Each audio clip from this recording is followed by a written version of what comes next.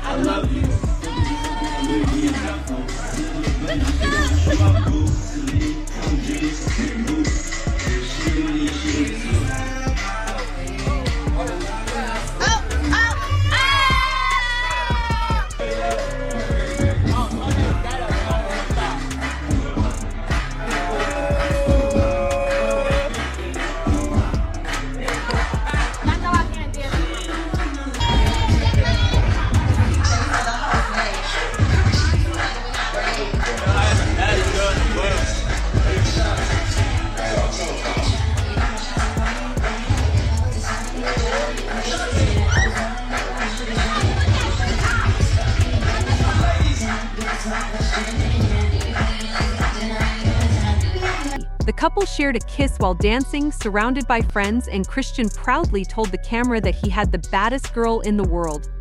This night out came after a serious family event, as Christian and 5 of his 6 siblings had attended their father Diddy's court appearance just 2 days earlier.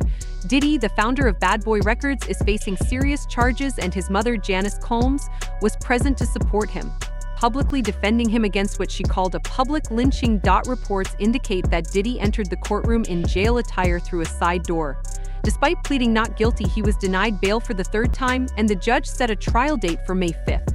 Adding to the drama, Christian has his own troubled history. In April, a lawsuit was filed against him by a woman named Grace Omar K, alleging sexual assault. The incident reportedly occurred in late December 2022 while Omar K was working on a boat charter initially promoted as a family-friendly excursion, but allegedly turned into a hedonistic environment. The alleged assault took place just days before Diddy hosted a celebrity-filled New Year's Eve yacht party. Omar K's lawsuit accuses Christian of sexual assault, sexual harassment, and infliction of emotional distress. Diddy is also named in the suit for premises liability, as he chartered the yacht and is accused of aiding and abetting his son. The legal teams for both father and son have dismissed the lawsuit, labeling it lewd, meritless, and filled with falsehoods. Omar K's suit includes disturbing claims that Christian drugged and assaulted her, featuring transcriptions of audio clips in which she allegedly rejected his advances while he groped her. At the time, Omar K was 25 and working as a steward, serving dinner and drinks from 6 p.m. to 6 a.m. on the yacht, where she claims to have witnessed drug use and interactions between celebrities and suspected sex workers. And she was 25 years old at the time. She believed that the trip would be a, quote, wholesome family excursion, but says it, quote, turned into a hedonistic environment, even describing rampant drug use among sex workers and celebrities who came on board.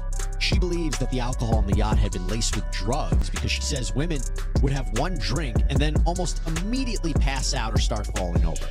This is, by the way, something that it was also alleged in Jones's lawsuit, that the Combs would spike the drinks of different people. But focusing on Christian Combs, Markey says that Christian Combs had been staying at a villa on the shore, but that he would come onto the yacht in the evening to party.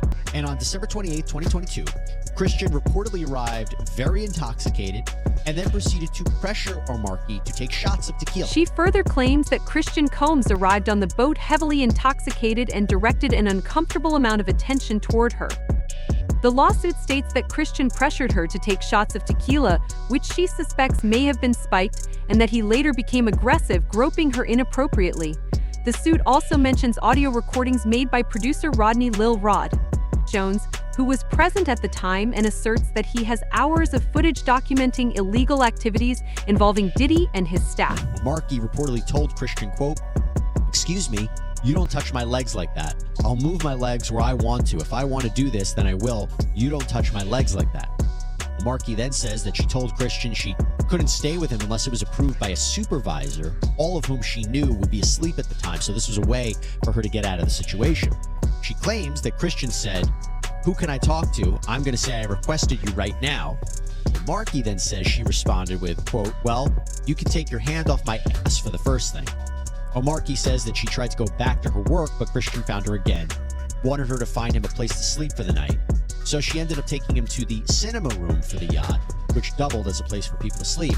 And she claims that is when Christian blocked her and groped her, took off his clothes, tried to force her to perform oral sex on him. She says that she was able to fight him off until someone came in.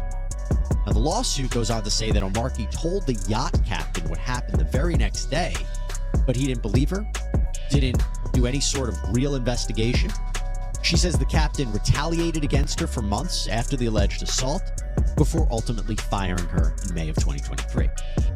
Now, aside from her account, aside from a potential other witness, right, the person that allegedly walked in on this, what proof is there that this happened?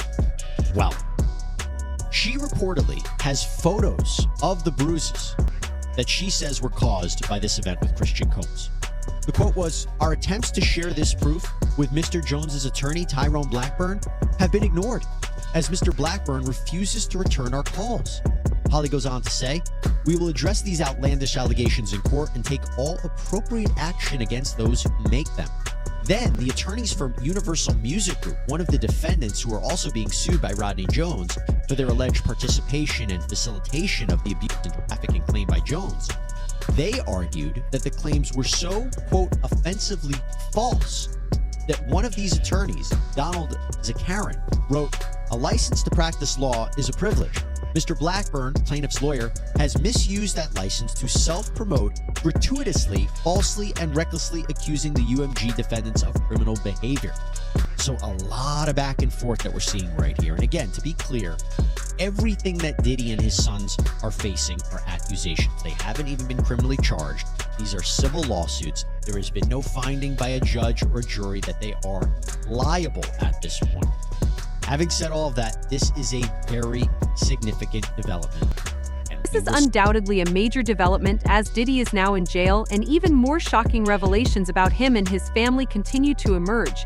He has recently been hit with 6 additional lawsuits, and Gene Deal believes he has no chance of winning the trial. 2025, that's when Diddy trial starts. How do you feel about it, man? I think if their lawyer got that off, they did a great job. Because you got to realize some of these cases, even you get regular drug cases, they be taking a year or 2 years to go through all the paperwork, everything they want to do, how the guy weighed out, getting the witnesses and everything together. I think the lawyer thinking that they're not going to be able to give them discovery and enough discovery in that short of time. Because the prosecutors are not going to present anything to the court that they think they can't prove. You understand what I'm saying? So the prosecutors is going to try to, go through everything. And that's a short time, brother. That's less than what, May? That's less than 7-8 months. You talking about 18 businesses. You talking about they got, I think they say 170 witnesses. You understand? They got 1,000 bottles of oil they got to test. Allegedly baby oil that they got to test. And I said allegedly baby oil because that's what the prosecutor said. Alleged baby oil. He didn't say baby oil, he said alleged baby oil. So that means that it may be something, or some of those bottles wasn't baby oil. You talking about victims in their statements and presenting them to the courts. So they got a lot of things. So that was a smart move by the defense, trying to get the trial, a speedy trial, so the prosecutor only have so much evidence that they could present. It can help them, and it can hurt them too. How do you feel about Diddy lawyers coming out blaming the government for leaking, the tape of Cassie? Well, the lawyers are doing what they're supposed to do. They supposed to trying to try this case in the public's eye. You understand? So Diddy could probably get off by them saying that the prosecutors them released the tape. The grand jury have every right to see any kind of evidence out there that the prosecutor want to give them. Now, them leaking it and everything like that, that's not going to decide whether the judge is going to allow them to dismiss the case because they leaked this trial, because they're going to try to state he can't get a fair trial because the prosecutors are trying to win their case in the public's eye. That's not going to be, it's going to be up to the judge to decide whether that was significant enough to not have this trial. His lawyers are trying to do anything, and they're going to try to do anything to win this case without it first going in front of a jury, without it first going in front of the judge like that. So what they're doing is they're going to try to play all different kind of cards to make us think, you understand, the dude is innocent and he's been done wrong and unfair. That's what the lawyer's supposed to do. But it ain't gonna work, bro. It's not gonna work. Just like, hold up, but just like first bail denied, second bail denied, the third bail denied. They don't trust the lawyers, and they damn well don't trust Diddy being out in public or in the streets or at home at any time. He believes the prosecution's case will be so compelling that Diddy might as well make his peace with God now. You heard about how he might be getting some more indictments. I think that they trying to beef up their case, bro. They're gonna continue to beef up their case once they continue to dig and get stuff. Once they continue to dig and get more stuff from the business part of it, they're gonna use those charges. Because if he did anything that was illegal regarding tax evasion, money laundering, they're gonna use that. If he had used his company and his power for the racketeering and things like that, so they can get the RICO Act on there, they're gonna use that. Any new news that can make their case powerful and they can present it to the court, they're gonna use it. As long as they give it to the defense team in the discovery, they're gonna use everything. But it's gonna be difficult for Puff to fight his case in jail. You know how hard it is to fight your case and go through every last one of those victims, or whether you know them or not. All that paperwork you have to do, you gotta realize they only get a lawyer like 2 hours, I think. Anywhere from 2 to 4 hours. And maybe on certain days, depending on where you at. How is he gonna fight his case decent in jail? But that's what happened when you lay your head. So you don't see any kind of way he get out of this? Bruh, I would bet whatever I had that he ain't got no chance in hell in getting out of here. All because they already got one witness for the sex trafficking case. And that's all you need. And when you only have to have one witness for the sex trafficking case, even though she may have been a participant, and I'm talking about Cassie, it's gonna be hard for him to fight that one charge. It's quite interesting that Gene mentioned Diddy's son being in trouble, especially since there are numerous theories circulating about how Diddy may have put out hits on artists he didn't agree with, like Nipsey Hussle. Or Diddy a demon over a comment he made to Nipsey? What made you say that? Like, what's the backstory behind that? But bro, I didn't say he was a demon. What I think I said that you gotta watch what you say to these demons. And I might have put him in the same category. But I didn't per se, he's a demon. Now he's done shit that I projected. I see that demons does. When I seen him picked up that dove, and a dove supposed to be that of new beginning in life, and the dove fell to the ground straight like it was dead. The day we did that, he did that ritual in the park before he went to trial with Sean. Bro. And I'll tell you that story if we talk about Sean. If we talk about Sean today, I'll tell you that story, all right? How about that? Now don't go figure out something to talk to me and ask me about Sean.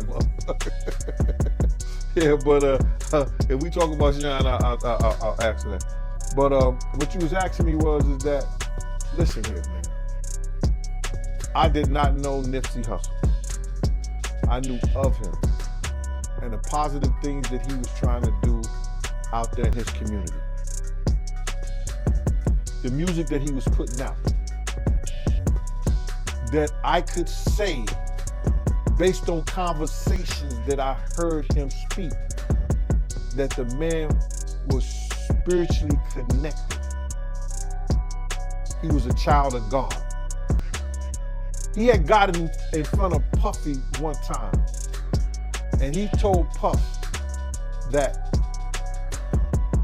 he was putting out this music, and I guess Puff was helping him in some kind of way, and he said something. And that what he said was, I need my music and my album to have the same feel of that life after death, like Biggie's album. Now, you taking a spiritual person who's asking for something. He said, I wanted that same feel as life after death. That same feel was that Biggie got murdered and he went on to sell about 10 million albums or 10 million copies. I was saying, you gotta watch what you say to demons, because it just might come true. You just gotta watch what you say, brother, because God said that you say it by mouth, you believe it in thy heart, and it shall happen. And when you got a strong spirit, and you that type of person, you gotta watch what you say out your mouth, man. You think it was a good idea for Nipsey to be cool with Diddy?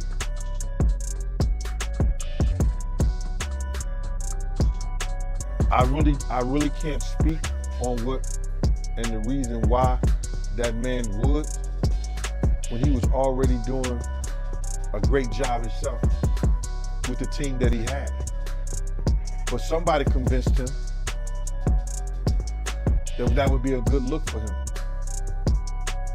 But no disrespect, he got what he asked for. In 2022, Diddy discussed his role as an executive producer on Nipsey Hussle's Victory Lap album, which received a Grammy nomination for Best Rap Album at the 61st Grammy Awards. During an interview on Real 92.3's The Cruise Show, Diddy, founder of Love Records, shared that Nipsey brought him on as an executive producer just 5 days before the album was finished. He explained that although he had a significant role, his executive producer credit was initially omitted from the album. I want you like you know, mentor me. You know what I'm saying? Like, Nip had no ego. So, you know what I'm saying? Like Nip came to me and said, I want you to mentor me. You know, I want to get into real estate. I want you to teach me all your, you know what I mean, like your business secrets. You know what I'm saying? I was like, whenever you got questions, pull up. And then on his last album, people do not know this. Somebody tried to jerk me, but I fixed it. I actually am one of the executive producers of Nipsey Hussle's last album. Victory Lap. Yeah, Victory Lap. So a lot of people don't know this. We got them to change it in Wikipedia. Somebody over at the label tried to leave my name out, but he came to me and said, I want you to be a part of helping me finish up this album. And so I was a part of not just the records I was on with him on his last album. He was like, yo, I'm a big fan of like Life After Death. You know what I'm saying? And I know you got like that vibe, but I'm bringing like that vibe. Like my stuff, it has a West Coast sound, but it also has a bad boy sound. So I felt like, yo, I really need you to come and help me out with this. So that's why I have so much footage of us in the studio, because like the last 5 days of him finishing the album, he came to me and said, would you come on as one of the executive producers? And man, we had just started really getting extra close and tight. And then, you know, everything happened. But individual that like sent from God. And I know we sad, and I know that we miss him, but I'm telling you, like, he did his work. The way he inspires me, he did his work, and he represented LA like no other. Top-notch, glorious, godly, positive, loving, trying to save the community. Like, this cat is really real. He was up there to me with Malcolm X and Martin Luther King and all the other Latino freedom fighters and stuff like that. He was a revolutionary. This behind-the-scenes revelation emerged just a day before Diddy was announced as one of the headliners for the 2022 iHeartRadio Music Festival.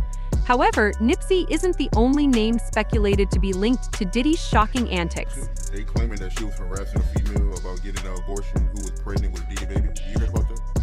Well, I don't know why she would be named in the lawsuit for that, unless she did something that was illegal. Based on what you're saying, I don't think what she did was illegal. But then I do know that she had a beef with one of Diddy's girl, which was Gina, and they was talking about that back and forth on the internet with each other.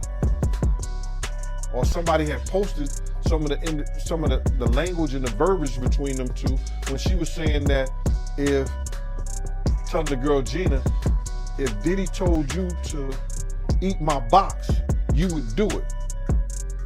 So that was showing me that Diddy had some power over both of these individuals. And she was out there being threatening and talking to the girl crazy, and the girl was talking to her crazy, And they put all that on the internet, so, you know, I don't know how it comes to play that that's some kind of federal law that the prosecutor want to use, but it may just be used for the fact that to show the control that Diddy had over these females. So if she say this, if Diddy told you to eat my box, you would do it. What kind of power is that? And this girl said that Diddy had already punched her in the head, kicked her, and did all kind of crazy stuff to her. Now, the man who once dominated the entertainment scene finds himself in a Brooklyn jail cell just miles from the Hamptons, where he used to host legendary parties. Diddy's fall from grace has been swift, as he faces a comprehensive federal criminal case accusing him of sex trafficking and racketeering.